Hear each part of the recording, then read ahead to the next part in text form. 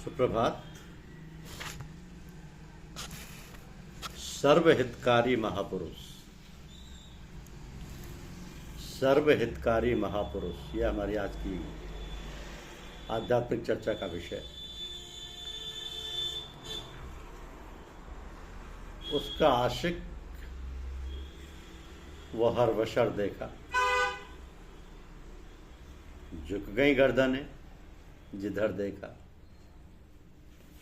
जब मनुष्य अपने कुटुंब, घर परिवार के संकुचित दायरे को तोड़कर देश और समस्त संसार तथा अखिल ब्रह्मांड के प्राणी मात्र को अपना समझने लगता है, अहम भावना का दायरा असीम हो जाता है।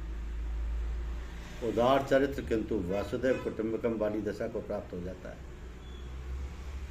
तब तो वह एक प्रकार से भगवान में ही हो जाता है। कहते हैं कि भगवान प्रेम स्वरूप है। कहते हैं कि भगवान प्रेम स्वरूप है, शांति स्वरूप, आनंद स्वरूप आदि अनेक प्रकार के गुणों से विभूषित है।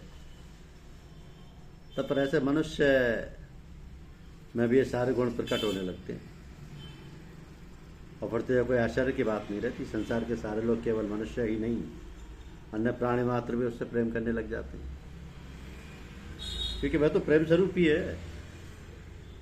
प्रेम स्वरूप ही हो गया, परम पिता के साथ एक हो गया, जिसने सारा संसार पैदा किया। संसार के प्राणी मात्र उसकी संतान है और तब ऐसे प्राणी को सबसे प्रेम होना स्वाभाविक है। ऐसे महापुरुष हर युग में और हर समय संसार में रहते हैं। ये बात दूसरी है कि हमारी संकुचित दृष्टि ऐसे महान पुरुषों को पहचान ना सके, या संस्कार बस उनका सत्संग ना मिल सके। किंतु एक बार साक्षात होने के बाद या साक्षात्कार होने के बाद फिर वह उन्हीं का हो जाता है और उनसे प्रेम करने लगता है, उनके प्रति आकर्षित होने लगता है। भले ही वह उनके पास ना रह सके या अधिक समय तक उनके संपर्क में भी ना आ सके, किंतु उसका हृदय तो तल्लीन हो ही जाता है।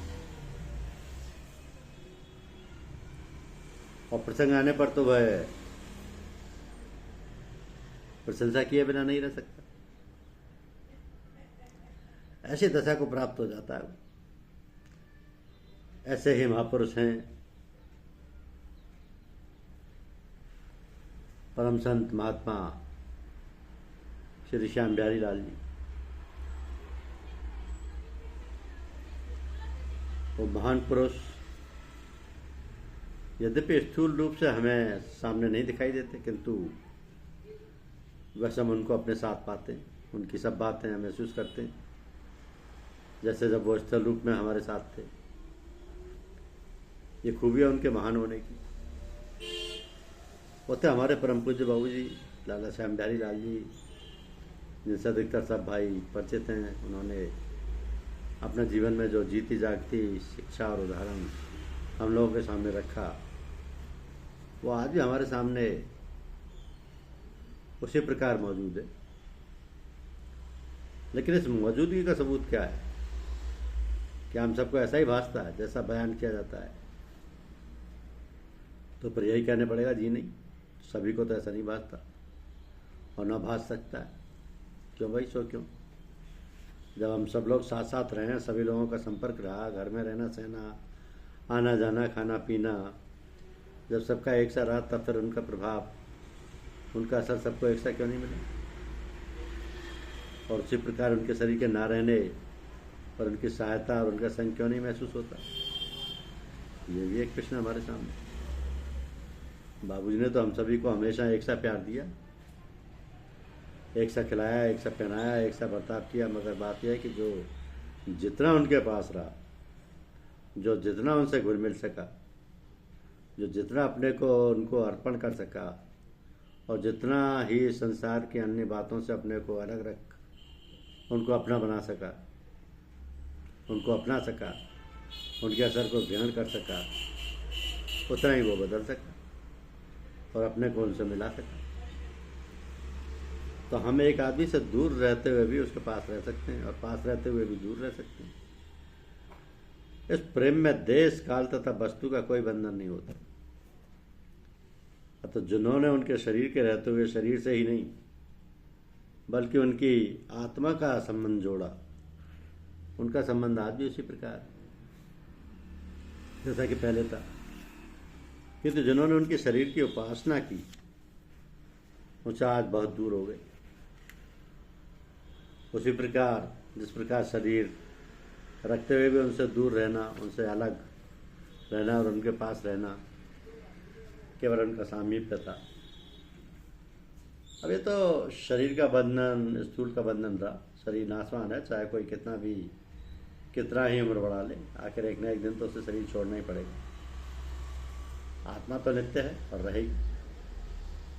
आज हमें अच्छी तरह समझ लें, हमको शरीर के बंधन में नहीं रहना चाहिए और ना शरीर से प्रेम करना चाहिए। शरीर तो स्थूल व्यवहार का या यूँ कहिए कि भोगविलास का माध्यम है, मीडियम है, और उस मीडियम से अपनी ज़रूरत का काम लेकर उससे उदासीन भाव कर लेना चाहिए था। नहीं तो पर हमें उस माध्यम का संयोग वियोग दुनिया में रहना मुश्किल कर देगा, और करता ही है मुश्किल। जैसा कि हम दैनिक व्यवहार में लोगों का हालचाल देखा करते हैं।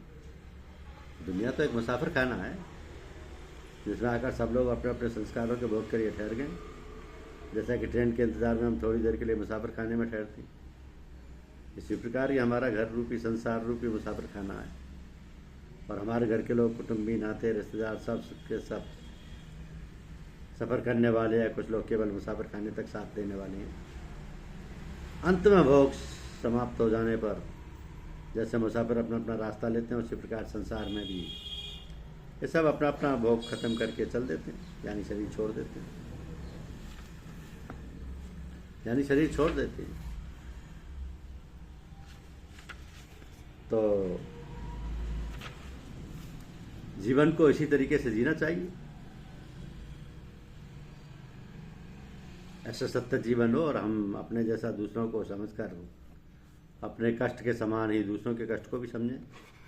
जिस प्रकार हम अपने कष्टों को दूर करने का उपाय करते थे, उसी प्रकार दूसरों के कष्टों के दुख और तकलीफों को दूर करने का हमारा प्रयास और प्रयत्न स्वाभाविक रूप से होता रहे। इस प्रकार हमारे जीवन का सामंजस्य होकर वह सत्यम शिवम सुंदरम बन जाता है। ऐसा जीवन ही दिव्य जीवन कहलाता है, और तभी मानव महात्मा या महामना कहलाता है। ऐसे महाप्राण को पाकर वसुंधरा भी अपने को कृत्य मानती है। धन्य ऐसे कृतात्मा और सर्वहितकारी महापुरुष। शुक्रिया। वीडियो को लाइक और सब्सक्राइब अवश्य कीजिए। धन्यवाद।